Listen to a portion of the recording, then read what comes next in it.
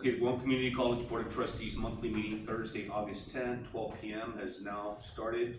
Can we get roll call? Frank Ariola, Here. Carla Leon Guerrero, Richard Sablan, excuse me, he's off island. Rose Reno, here. Gina Ramos, here. Yolanda Padomas, Tammy McWillie, here. We have a quorum. Dr. Maria Thomas, here. Kenneth Bautista, Here. Simone Wallinger, present. Attorney Roland Montanoglia, Here. that's it. Thank you. Recital of the mission statement.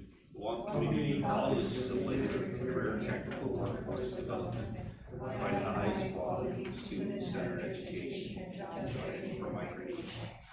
For the minutes, can I get a motion? One second, I can check. Let's look over it real quick, guys.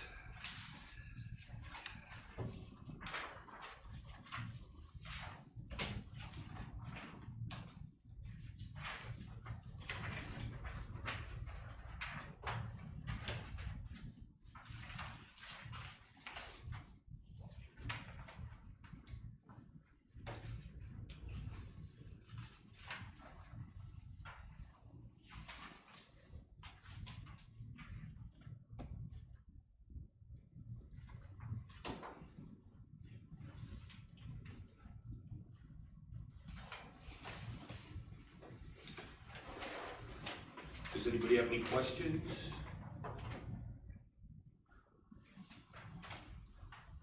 Nothing? Everyone's good? You have no objection, the minutes are passed. Can we move forward with communication? Any request? No communications to be presented. Thank you. Public discussion? No request for public discussion. Okay, let's move forward with reports. The president's report. Okay, starting off with the financial status of the college. As of August 8th, the college has received a total of $19,425,827.78. And that represents a total of 94% based on the amount that we have billed and the allotment schedule. And then the breakdown is as follows: $13,542,100 from the general fund, $286,119.78 from the 22% general pay plan, $78,500 from the scholarship office, $5,072,760 for MDF, $65,186 for post, $200,400 for the capital improvement fund, and $180,762 for the first generation trust fund. And so that's where we are in terms of finances. As you know, the budget hearings the budget hearing is now underway with the legislature, so I've been monitoring that quite closely. Any challenges or any feedback? No, I did the preliminary review of the budget, and we should be fine. Okay. Just Very good. in terms of other activities happening, just to report that our Associate Science for PN, we have a total of 62 applicants. Oh. And even though we got a slight increase from the GBNE in terms of support, we have a capacity of 30. So we've accepted 30 students into the program. 62 applicants. So we're going to continue to work on the issue, and hopefully we get some more support to increase the numbers that we have. So definitely increase in demand and interest for our program. We are also working, there's been a lot of requests, so we are working on updating a expansion of computer science program to include a concentration in cybersecurity. So we know that there have been significant increases in that request, and so that would be something that is currently being worked on. In addition, Dr. Christine Kison just completed her, she served as a chaperone for 4 individuals from Guam, 4 high school students as part of the Guam transportation program. So she had the opportunity to work with the University of Hawaii at Manoa, and excellent progress and presentation by the Guam students and their interest in the transportation industry. So normally we would hold the Summer Institute here on Guam, but these students now had an opportunity to go off island. So these are high school students. What we normally do here at GCC is really for middle school students. And so we'll continue to support that program and request for that additional grant funding. So we continue to have FEMA here on campus. We are currently, in addition to the operations that they have for what they call all our survivors, we do have SBA here on campus, but we also expanded that now to host the inspector training. So those that are going out now to inspect for claims have been on the campus. And that will extend right now until August 15th because the semester starts on the 16th. But there have been some requests for that particular operation to expand as well.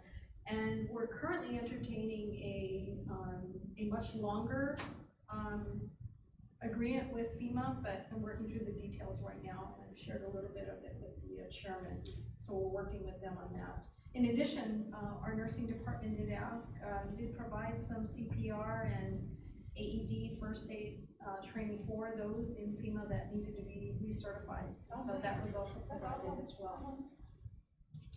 So last time we talked about the college fair at the Micronesian Mall. And we are seeing that the numbers of students that are registering are continuing to increase. We are a little bit below what we had for the fall semester last year. Students still have until this Friday, tomorrow, to register for the upcoming semester. We need to do an extension or a marketing push? So John has been doing a really good in pushing out. We had a lot of summer school students that actually did a lot of footage for us, and that's been presented on social media quite a bit. John has a lot of media buys that are continuing to push for that as well. What else have we done? We've done updated inventory lists are required at the end of the academic year. We are nearing the year-end processes, so we're going to be winding down for the fiscal year. We still have about a month and a half left, but significant in terms of just a closeout.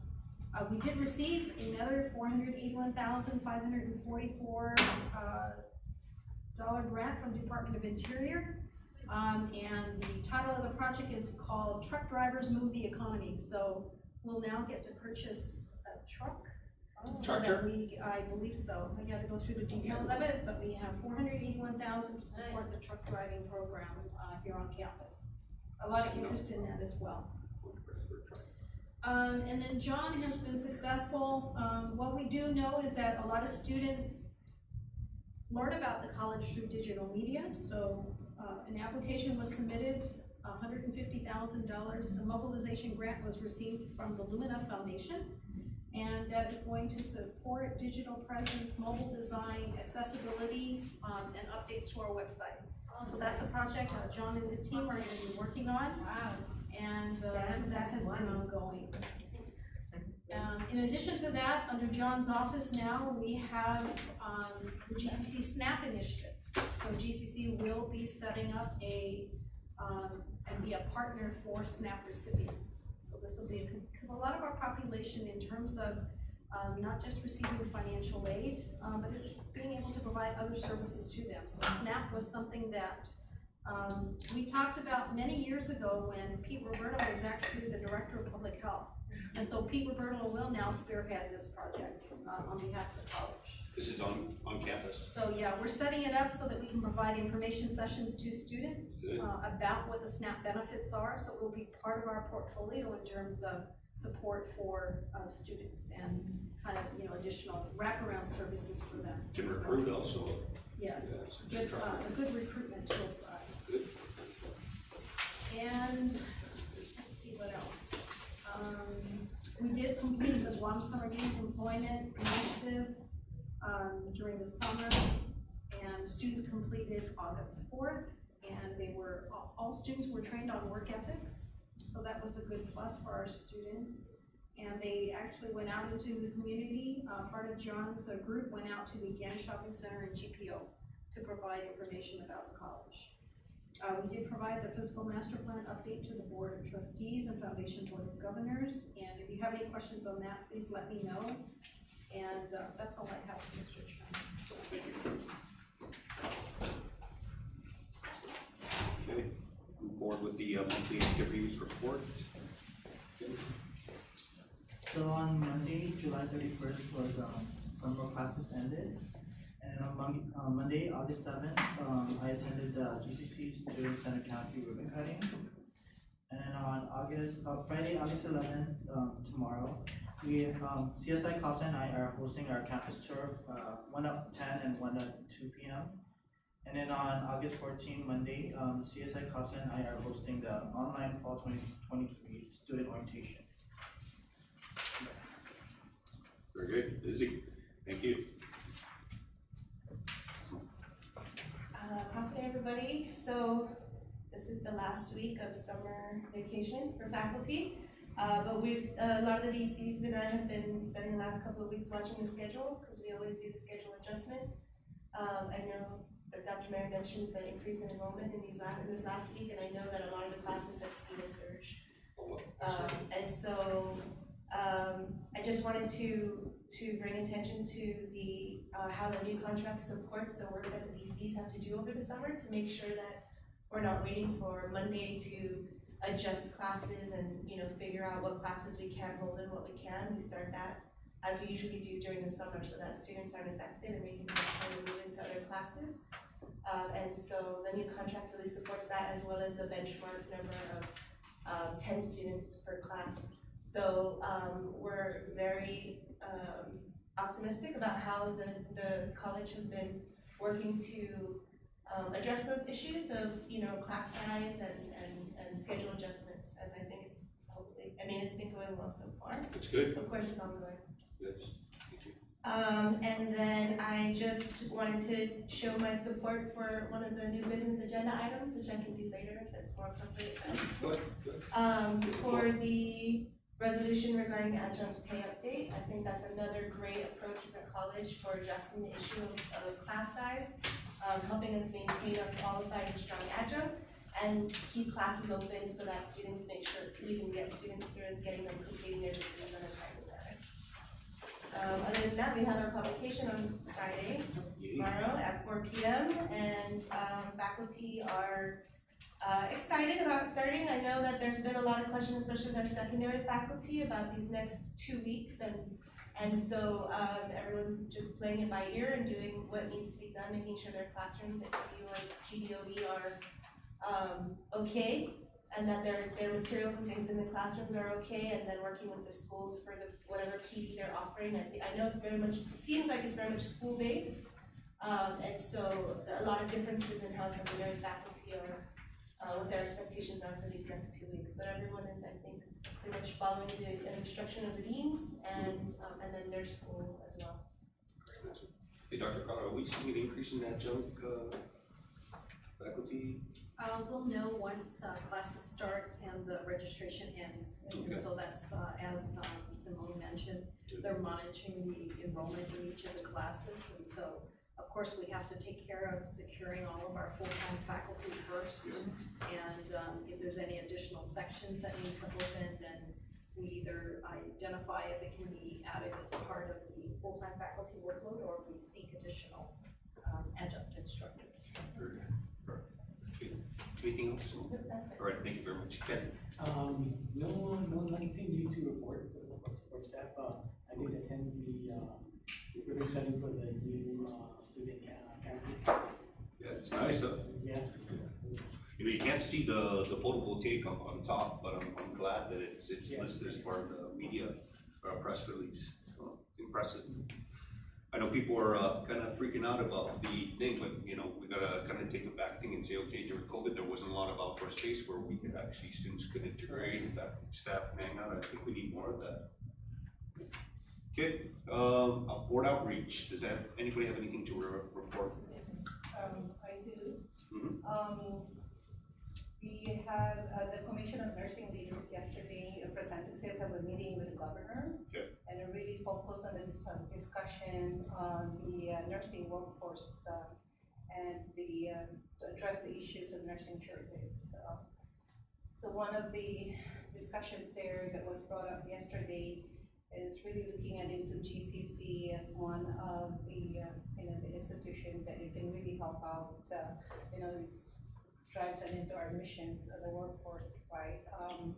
So we're looking into, as I mentioned to Dr. Okada, that they brought up the issues on the bridge agreement between GCC and UOG. So we, they both had to work and had to come up into agreement. And one of the discussions that I think they had a lot of our students that had to redo some classes when they go to UOG and have to go to a series of testings. I think we need to look into removing that barrier, so ensuring that the students that's coming in here for a CNA program to LPN to an ADN program and into a BSN, we have a seamless transition with that. So that's one of the discussions, and I'm happy to report that the rest of the Commission on Nursing Leaders representative yesterday really recognized how GCC work and the team, and especially when we work together, especially our cohort program that was recognized as a CNA. So we are looking at us as GCC to able to be leading into this initiatives. So the other thing is as I mentioned in the last board meeting, on the creation of the Nursing Workforce Center. So we also identified that we wanted GCC to take that lead on putting a Nursing Workforce Center. What is that? So it is a hub where all the different agencies with sharing data will work on and look at best practices. What is the issue when it comes to recruitment? What is the issue when our unique issues here in Guam when it comes to staffing salary? Because everything will involve into a nursing workforce. So that is a federally grant that we can apply. Actually, the governor said if we're gonna have to start, she will help us find the funds to do the initial program for this. So Good space. we're excited. Yeah, space or something like that. And What it is speaks it? volume Yeah. and how GCC is recognizing the work that we do in this. So all these 2+2 programs, they start off at GDC, and you say when they transition over That's to for the UOG bridge, yeah. to see if they have to go back and take some courses. How are our students finding, like, after they finish the 2 years, how are they finding available slots at UOG? Are there more than enough? UOG has a very limited slots. Okay, so that's something we Right, need to address with due to- UOG, right? Because if due they to finish their 2 also- years and then they have that bottleneck, I hear this out there, so I don't know, I'm not Yeah. in the industry, but. So what we can do is we can have an LPN to ADN program, which we can do it here. Dr. Khan is like the Vin Pilar said. So I think the ADN right now, so what we're looking at the transfer nursing is those nursing that has a BSN graduate, tends not to do bedside. We want them to advance their degree to APRNs and into a leadership position. What we're looking at, the LPNs and the associate degree nursing, those are the ones that really do some bedside, which what we're needing right now, not only the bedside, but also in the community and clinical setting. So if we have that tier of nursing staff, like from the LPN graduate to the associate degree program, so at least 3 different source of graduates that we can produce. Okay. So that's one of the initiatives they're trying to work into. Okay, thank you. Yeah. Trustee Navarro? Within report this time. Oh, you already had. Well, I just got feedback from the presentation that they did for the facilities. I joined in on the help me out here, Dr. Okada, foundation call. I gotta tell you, the foundation board members were very active and very interested in how we're doing. One of the things that I think popped out a lot was the amount of parking structures that they're planning. And so that's a good thing, guys. We know that we're forward planning. I know there's issues with parking now, but at least they're coming up with very things. And then having a firing range underneath the, that blew me away. I just thought that was excellent. I mean, we heard some gunfire during our conference, right? So, good things coming. Neighbors will be happy. Yeah, I think so. Alrighty, let's move forward with unfinished business. Okay, starting off with construction project. So forensic lab, so we did get the conditional occupancy Good. for the Congrats. GCC side. So we will be able to use the GCC classrooms, offices, and the bathrooms. We're still pending the receipt of the remaining equipment for the GPD side and equipment installation, testing, and commissioning. So at least we've got some classroom space that we can use and office space that we can use as well. So that's where we are with forensic lab. And then next is our infamous building 300, which is now at 99.79% complete. We're just pending EPA to inspect the potable water line and DPW to give us final clearance. We did issue a change order that should not affect occupancy, but that's for hand and guardrails, and so that's also ongoing as well. So that's where we are with building 300. Also, they require us to put additional, It's leading down to building E. So it's that segment leading down to building E. We're just gonna continue to guard that off until the guardrails or handrails are installed for that segment.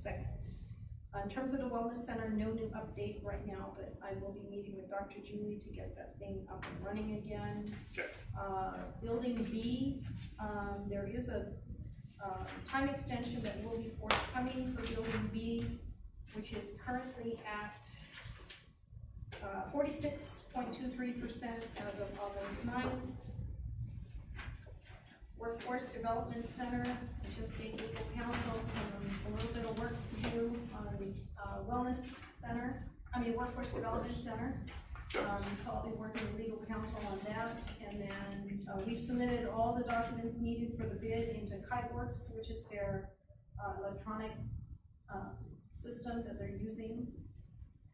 And then we're getting real close to issuing out the bid for WBC. Culinary Arts and Baking Center. So BME right now is working through the clearances from the various agencies. We have cleared the equipment out right now, temporarily stored at the Workforce Development Center. We are currently trying to purchase storage units so that we can have it here on campus. And then building 2000 generator. The building 2000 generator is currently at 65% complete, and we did approve an extension for that until November 25th. And so that should be okay. It's federally funded, but we did get a time extension on the federal funds, and so we're okay with that. moving forward back to the storage units. Yes. That's for equipment? So the storage units, so we tried to source out storage units on the market, and there's no storage units available anywhere, air conditioned or non-air-conditioned. There's just none. After the typhoon, everything was received. So in conversation with our architects, we decided to source out a storage unit, possibly up to 1,000 square feet, that is modular, so it can be moved at some point. And so we're looking at 2 units right now, so that we can temporarily store the culinary arts stuff in there while it's under construction. And eventually those storage units will be used as a staging area for equipment that we eventually get surveyed.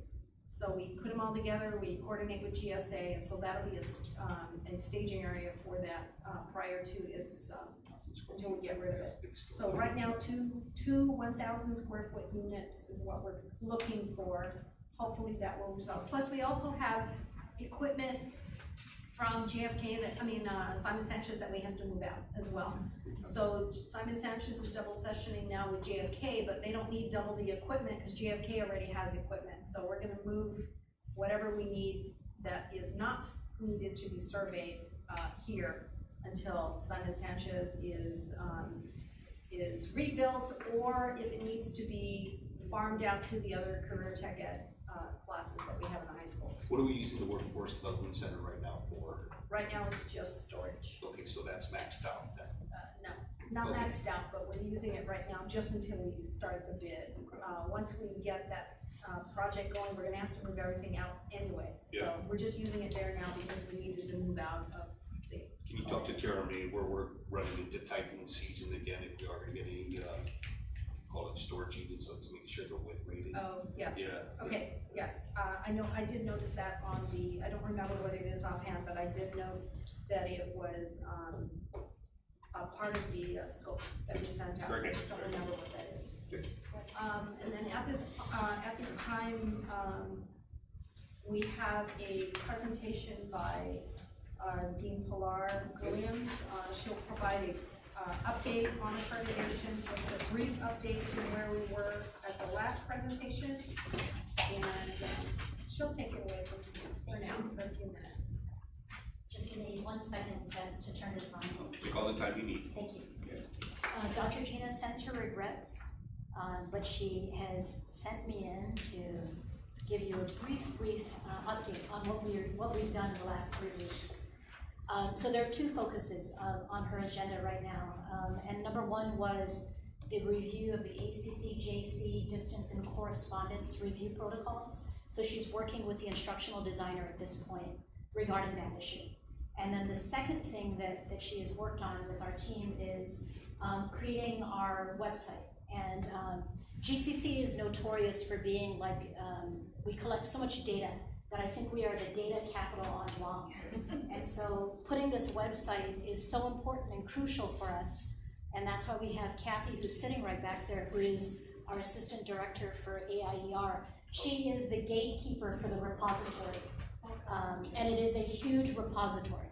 So what we've done right now, and this I promise will be very quick, is to just give us a shell of what the website will look like. There are 4 areas that we will have. The very first one is the ICER process, and that ICER process kind of gives you an idea of our standard chairs, 1, 2, 3, and 4, and when those individuals are nominated and voted on by the committees, their photos will be there, because I think it's very important to put faces to names, right? Yeah.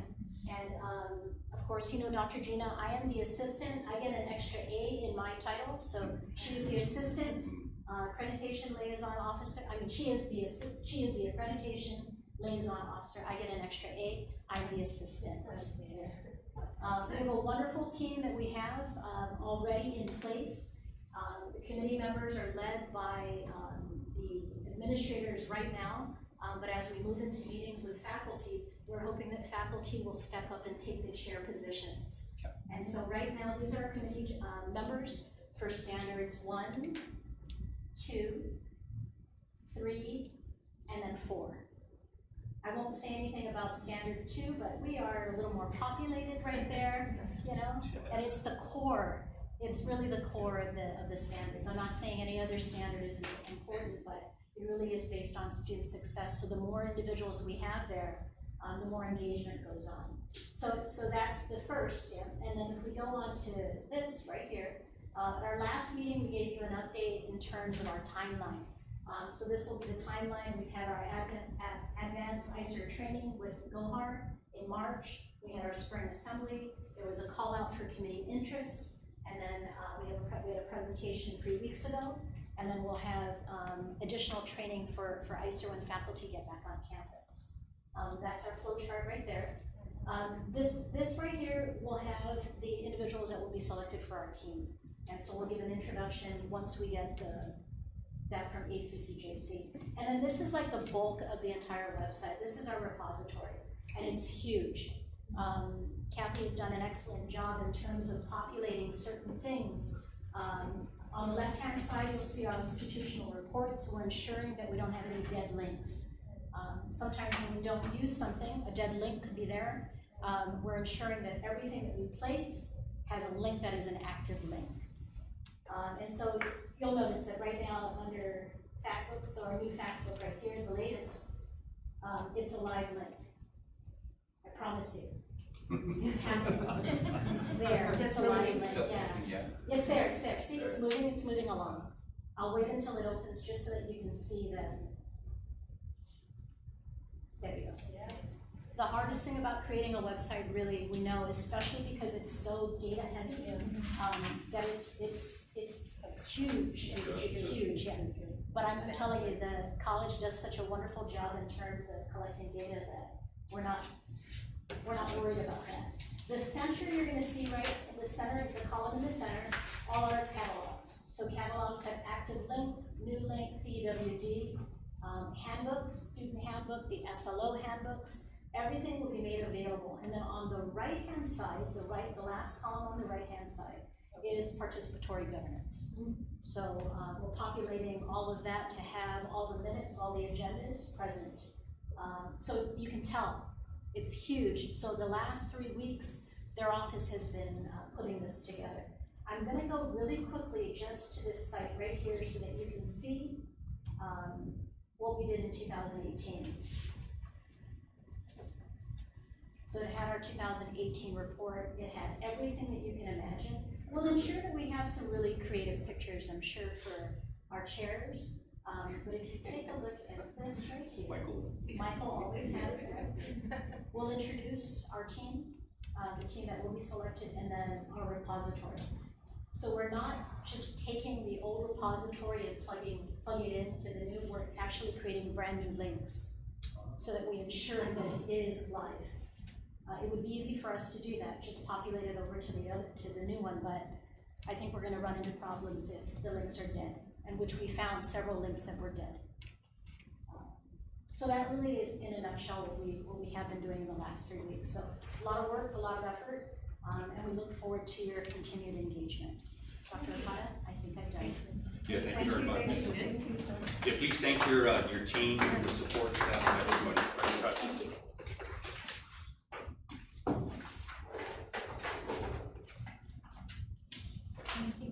Thank you, Jim. Thank you. So sorry I dropped that. Okay, new business? Okay, first on the agenda for new business is resolution 12-2023, and this is the implementation of the adjunct pay scale. The current pay scale was last updated in 2000. And during that time, or shortly after that time, in 2002, there was a freeze put on the implementation of that pay scale. So they had a multi-pronged approach to increasing the adjunct faculty pay.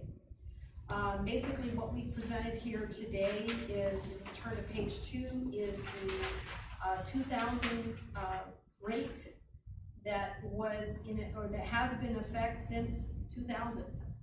And the proposed rate for 2024, and there's 2 things that are significant in this particular. One is the non-credit, of course, goes from $25 an hour to $30 an hour. But what we've basically done in this update for 2024 is taken the faculty ranks and identified a pay rate associated with it. So there we have actually 6 faculty ranks. Where we left it alone in terms of leaving it combined was at the instructor and assistant professor level, which is level 3. But we broke out the associate professor and the professor. So previously, those 2 ranks were paid the same. And so what we've done this time is broken that up into level 4 and 5. So there are now 5 levels of adjunct pay. What we've also done with adult education is, because adult education, they were being paid at the $25 an hour rate because it's non-credit. But the amount of time and effort that is done for a high school is the same. So we've decided in this proposal to include the adjuncts that are teaching both the adult high school and the adult basic education courses to be included in this adjunct pay scale.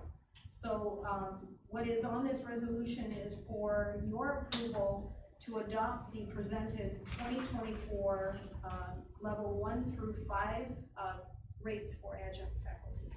And this will be effective in the spring of 2024. Okay. Do you guys need some time to review? Any questions? Okay, let's actually have a vote on it. Can we get a motion? I do. Second, okay. Let's go ahead and vote. All those in favor say aye. Aye. Motion passes.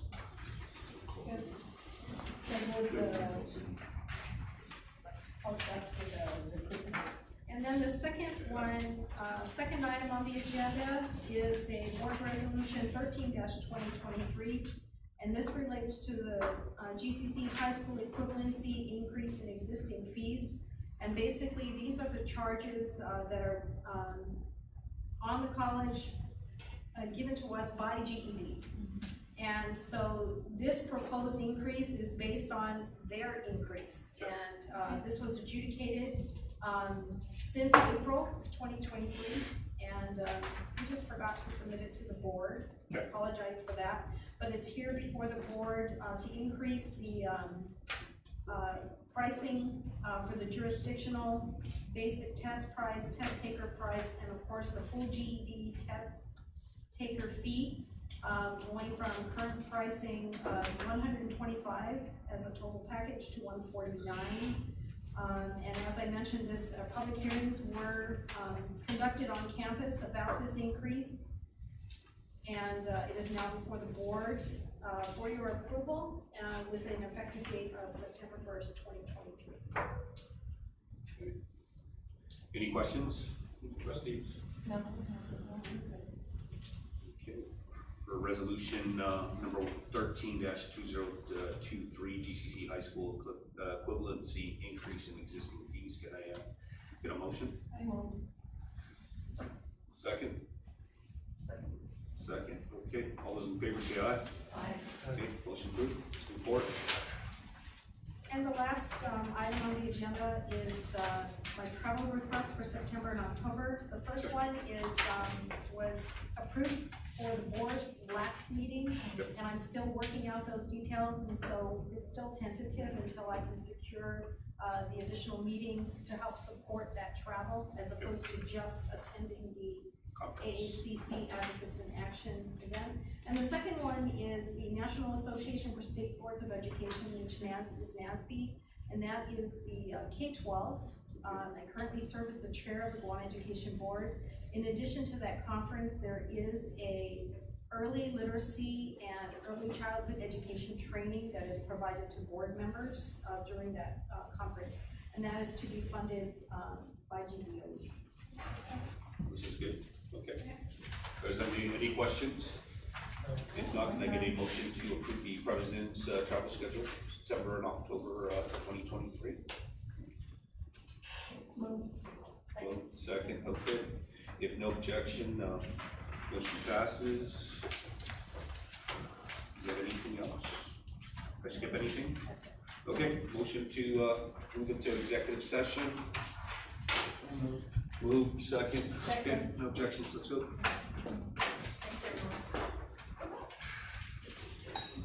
Oh, thank you, everyone. Thank you.